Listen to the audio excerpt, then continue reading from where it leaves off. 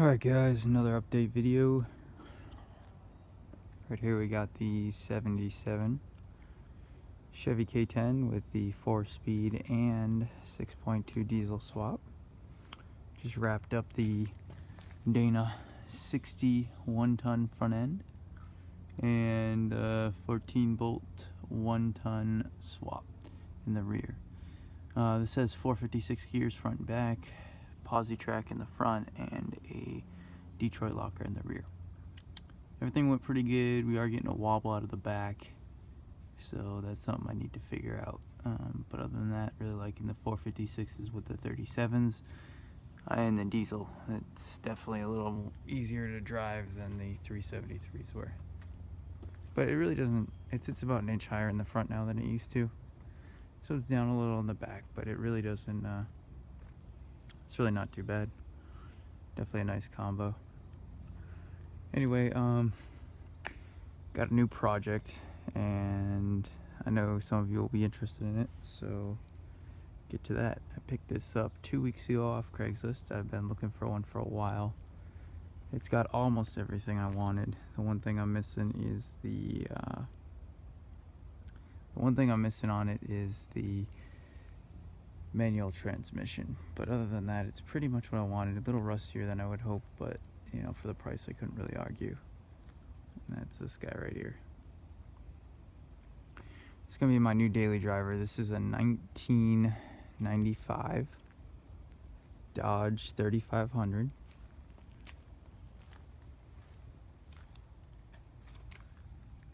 With the Cummins turbo diesel. It's got the 12 valve with the P pump on it. So pretty good motor. I wanted the 12 valve as opposed to the 24 valve. There are some nice things you get with the 24 valve, but I didn't really want as much computer stuff, so I went for the 5.9 12 valve. It's the thing I really like about this truck is that it's bone stock. The exhaust is the stock 3-inch. When was the last time you saw one of these? Just a 3-inch stock exhaust, nothing crazy. Nothing's been modified, nothing's been turned up, nothing's been messed with. The guy I got it from was a fireman or a cop or something, I can't remember, but he just used it to tow his boat and to daily drive. That's all he did with it. It wasn't a work truck, it wasn't a long distance hauler. So it's very well stocked. It's pretty rusty, as you can see, but overall decent shape. I mean, probably the worst of the rots right there. It's got a hole in the rocker right there. Got the typical bottoms of the door situation. This rocker panel, I wonder if it's been replaced just because all the spot welds are rusting. Both front fenders are shot. The bed's got some rust in it on the sides. As you can see, there's some staining right there. And on the other side, it's got some rust.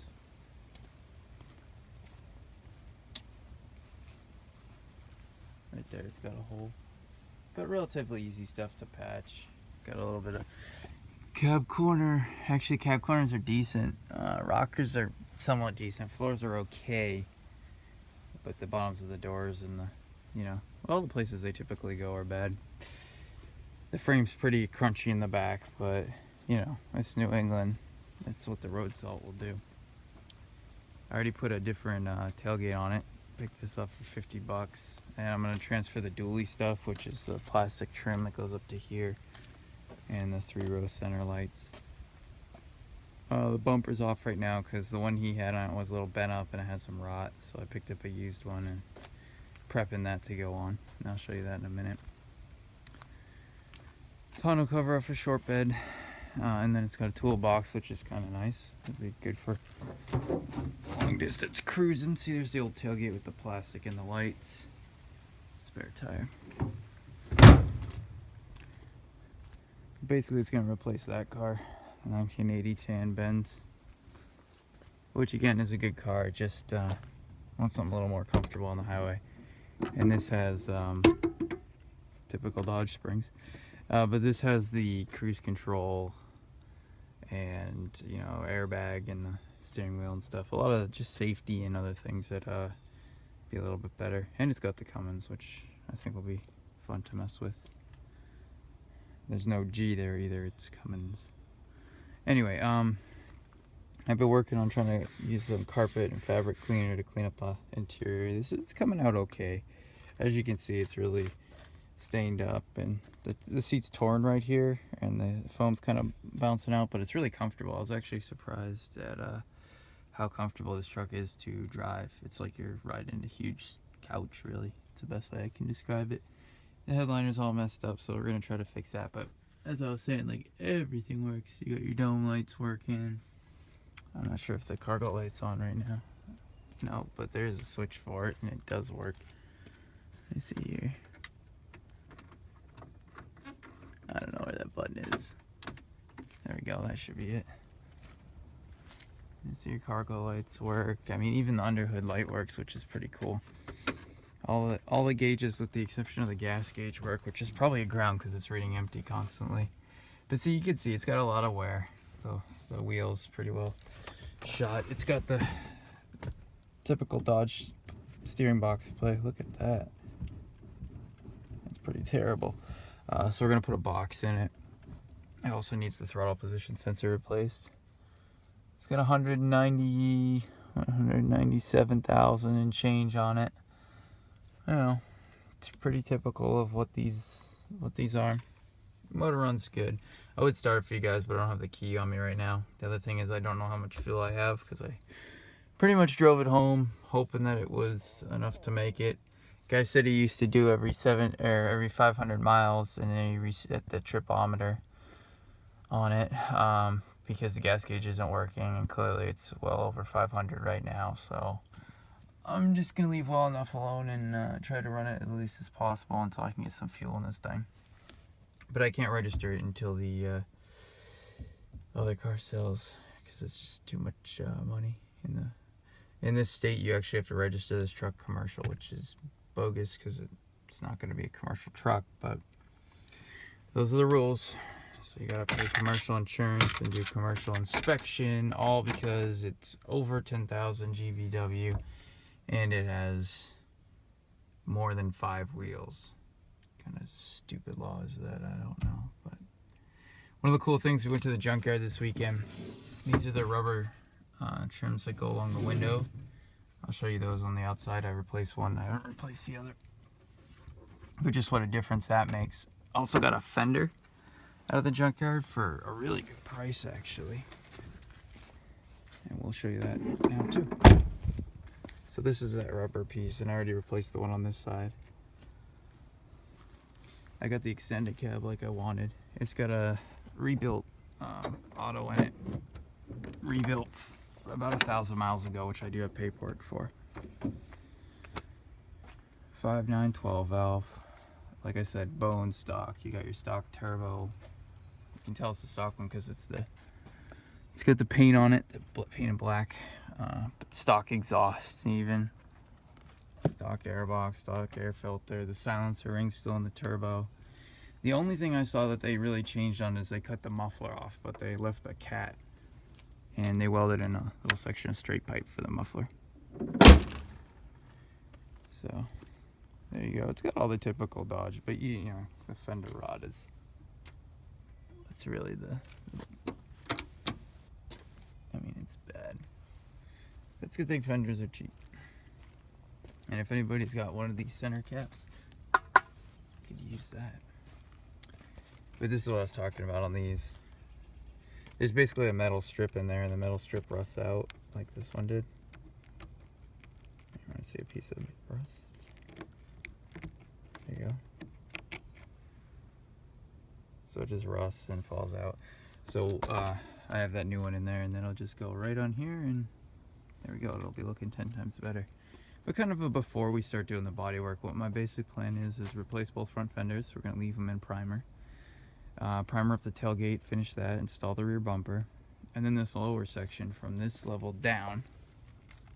For now, what I'm going to do is from this line down, we're going to sand, get rid of all the rust, and then we're going to go over it with Chassis Saver.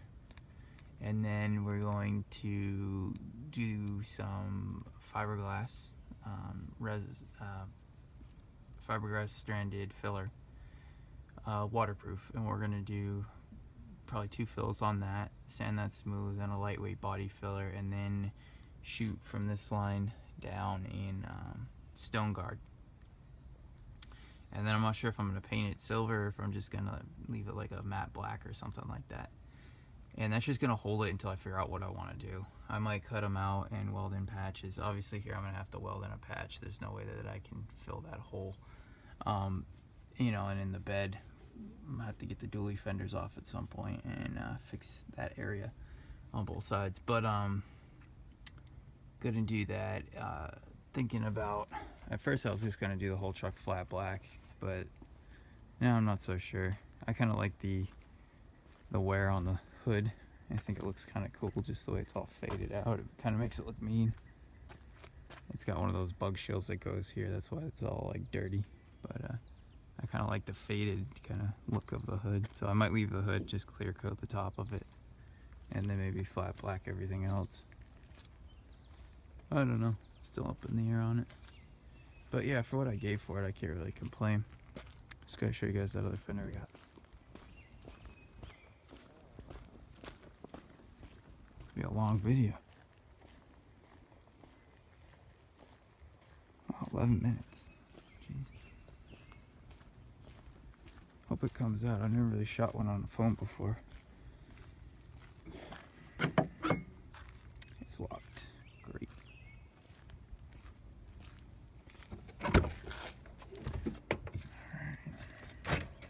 That's what I have been daily driving. That's not even a word. Here's the other one I just picked up. This is off of a 97. Can't see shit, can you? But it's really, really clean, and I got it for 50 bucks, which is better than anything I could get on Craigslist. Everybody wanted like over 100 with the splash guard and everything. Stupid.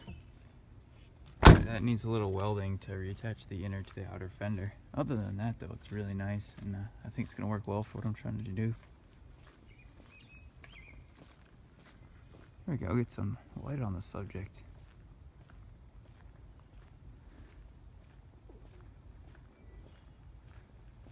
Yeah, I'm really happy with this purchase, though. We could make it a real long video, I guess, and get the keys and start it. The idle's a little low on it. I don't know if that's because it's low in fuel or probably just needs to be adjusted due to age and wear. Who knows? Anyway, here's the fender. This one came with the truck. It was that funky blue, that Dodge blue. I'd love to paint it back to that color, but you know, I don't really have the time or those skills right now. I know you guys are saying, you know, rattle cans and stuff like that, and like I said, I use Chassis Saver underneath all this, and I found that to be very resistant to rust, bleeding black through, and things like that. It really seals and protects it, and I know that this isn't the right or best way to do any of this. I know that, you know, the best, if you're going for a professional restoration, would be to sandblast these pieces and then weld in metal, fixing any screw ups, and then using proper automotive grade paints. But the other thing to realize here is that this is going to be a daily driver. It's going to be driven in the winter. It's going to be driven in salt, so it's going to get rusty again. I know it's an inevitability. You can do all you want. You can do all the prep you want. You can go crazy, but still it's going to come back. That's just how things are up here if you drive anything in the winter. So I'm just doing this in a way that I think the truck will look decent for a little while until, again, I figure out what I want to do. The proper way to do this would be to replace the fender on the truck with either a new fender or a nice rust-free fender. This fender is rust-free on the outside, but in the pockets, in that area in there, and other hidden areas, the cavities, there's a lot of surface rust on the inside, so I know it's going to bleed through eventually and rot it out. But if I could get, you know, like 3 to 5 years out of this one, I'll be happy with that, and I can reevaluate my game plan at that point. But again, just going to leave it in primer gray. I think that's going to look really cool. I could do the whole truck primer gray and then with some flat black accents, which would also look pretty neat.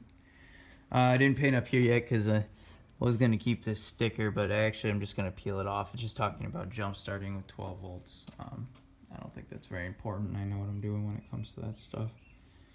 But yeah, just cleaning the whole truck up. Here's the bumper.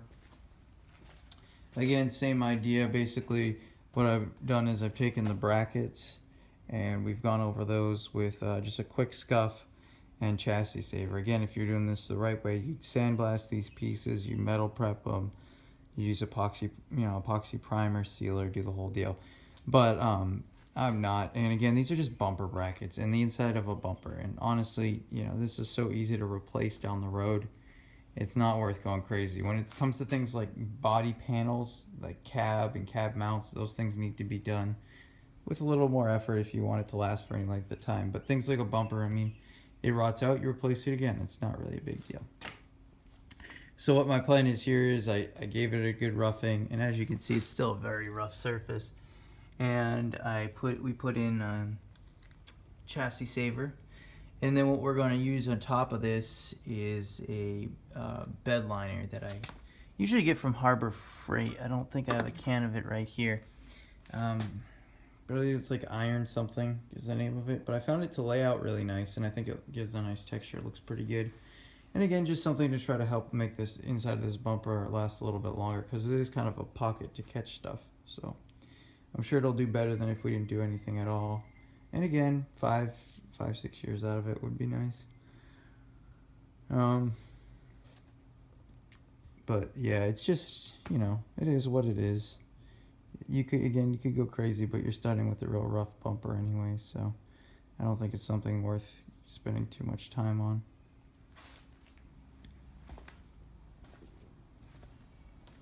Let's go grab the keys and we'll fire it up. Remember, it is pretty much bone stock. Not pretty much, it is bone stock. And it has the cat, but it's had the muffler deleted.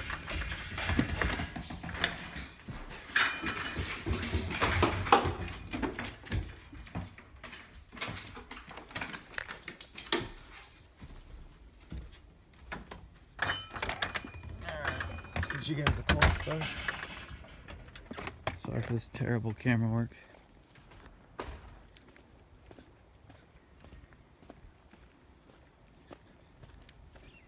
This is pretty cool.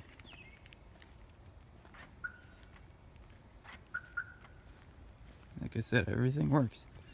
It's amazing, the power windows, the power locks.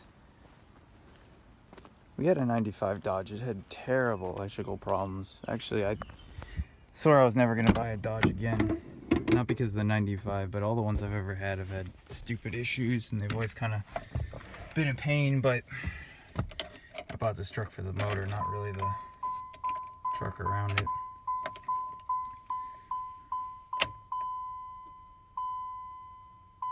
You gotta love the way these things start. Okay, ready? Give her a little fuel and...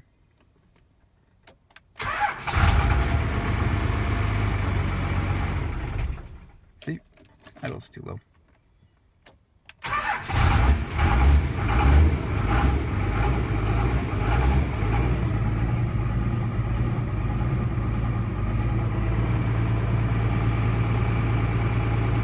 It should really idle between 400 and 700. It idles right at like 4, maybe 350. So I gotta bump it up. I'm probably gonna bump it up to about 500.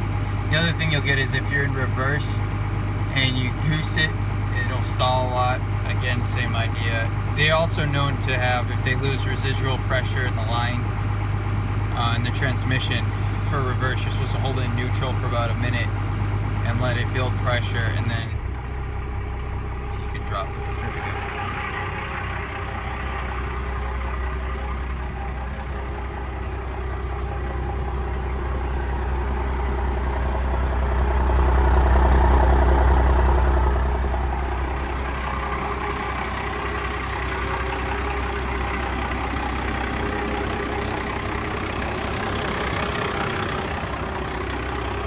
Doesn't smoke or do any of that nonsense, and I'm not gonna, it's a cold motor, so